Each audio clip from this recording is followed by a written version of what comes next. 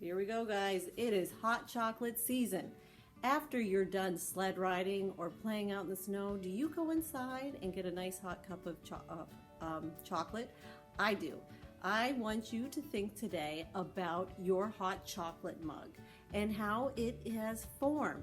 It's three-dimensional. That means it has a height, it has a width, and it has a depth. You can see all around it.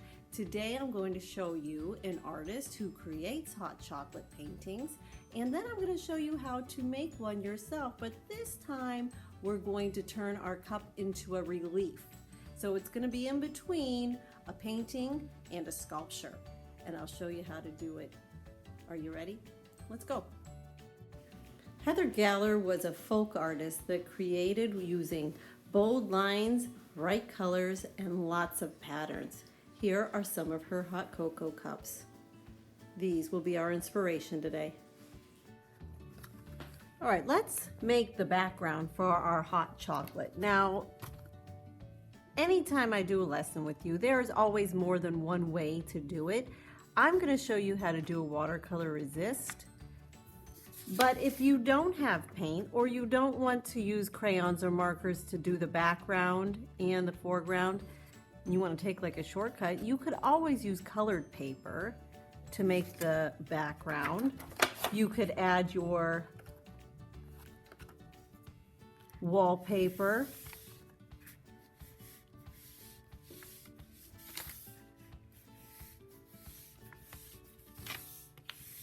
Whatever pattern you're thinking of.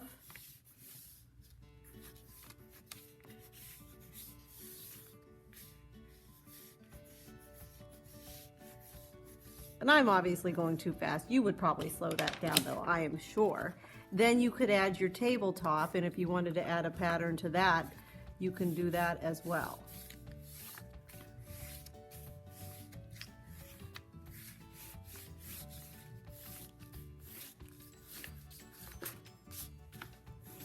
So this is one way you can do it, gluing these together, or you could paint the whole background. So if you were doing that, I would start with a line across the page. This will be my table. This is going to be my wallpaper, and I'm thinking about what kind of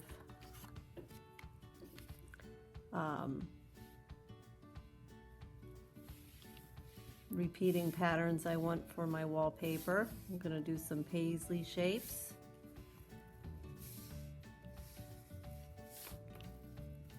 Any sort of interesting pattern that repeats will be great. This reminds me exactly of Henri Matisse's artwork.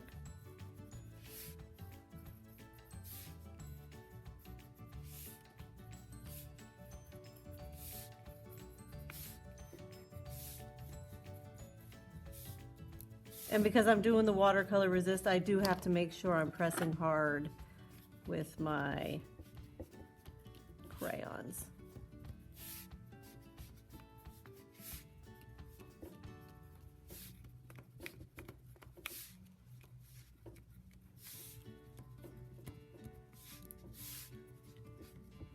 And then go ahead and do your tablecloth. Maybe I'm gonna do like a plaid. Get a nice thick line.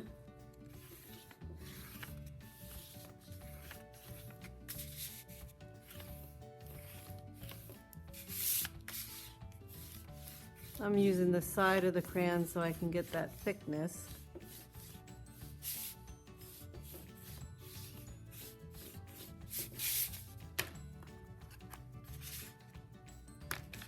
Like this. And I'll have a thinner one here.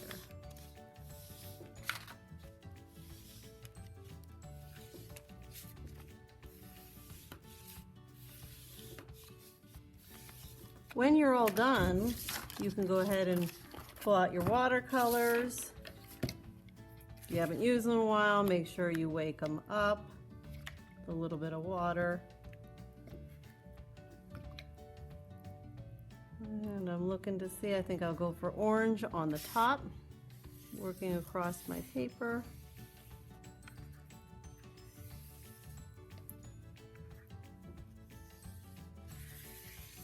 Now, last time I showed you, the wet on wet technique. If you want to go ahead and do that, and wet your paper first with just water.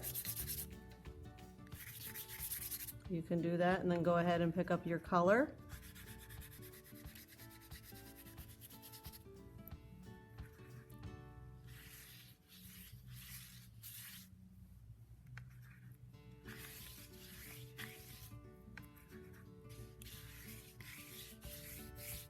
Always more than one way to do things.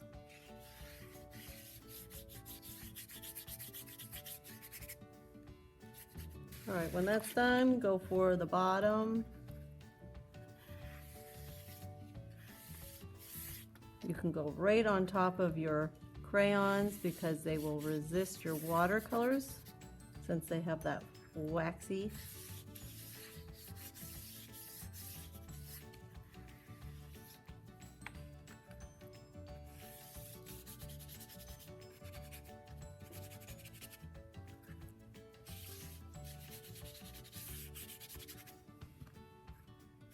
And when we're done, we'll put this to the side to dry, and we're gonna get ready to do our mug. If you're ready for your mug, I have a piece of colored paper here that is the same width as my background.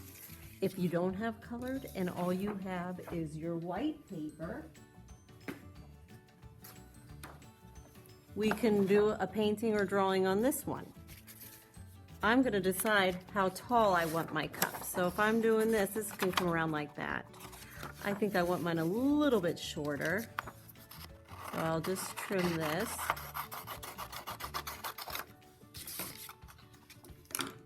Like that. Now I can go ahead and add a pattern to my cup. Maybe this time I would like to use markers. And if I didn't want to use markers, I could have used any of my other supplies. And I'll add a pattern, something that repeats.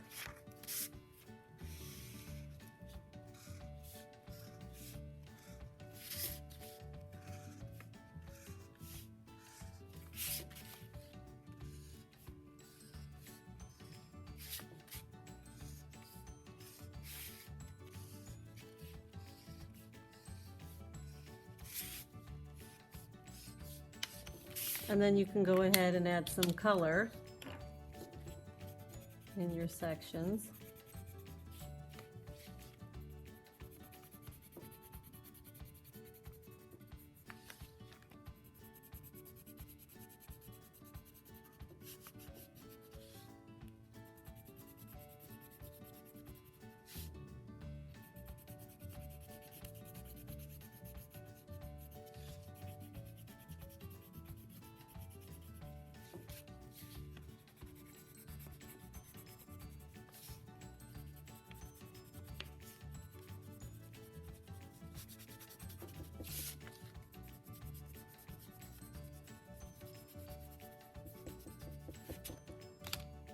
When you're ready, we're going to add this to our background.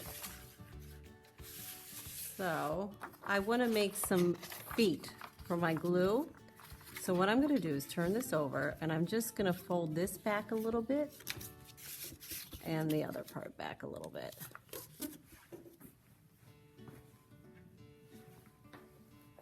Now, when I bring it over here, this is going to pop out and make a relief.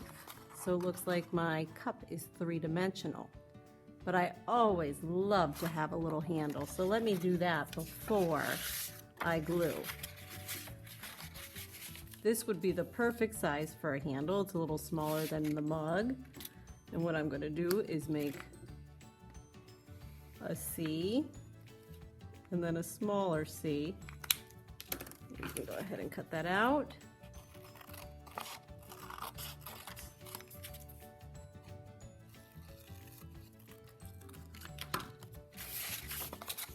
And then that will get glued on right like that.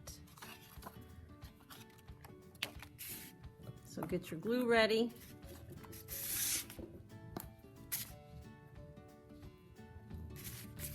We'll first glue this part on, put it a little bit here, and then we'll put it right at the edge.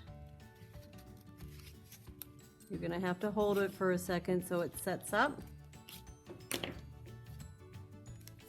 And then we can put glue here and here. Not too much so it goes everywhere, but enough to make it stick. Oops, my handle came undone. I'll glue that when I get it over here. So now I'll put the first one down, and I don't want to put it up on the wallpaper. I want to make sure part of my mug is touching my table, and I want to leave room for some steam. Bring my handle back over. And you're gonna have to hold it. This is probably gonna be a hard part.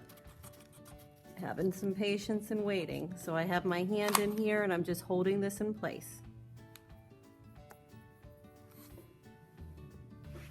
I've held it in place long enough. This is sticking. It works. I found some stuffing from Pillows Fluff, and I can add that. Having some hot steam come out if I want to roll that in my hands and make it into lines like that. I can do that. If you don't have this stuff, what are some other options you could have done? Well, we could have done some white oil pastels or crayons. We could have done, you can cut a strip of paper and twist it around a marker or a pencil or finger and have steam coming out like that. Or you can do a variety. There's so many different choices. Whatever you choose and then go ahead and get your glue and glue it down. I like this stuff because it's like extra texture and it makes me want to reach out and touch it. And there we have our relief of our hot cocoa mug.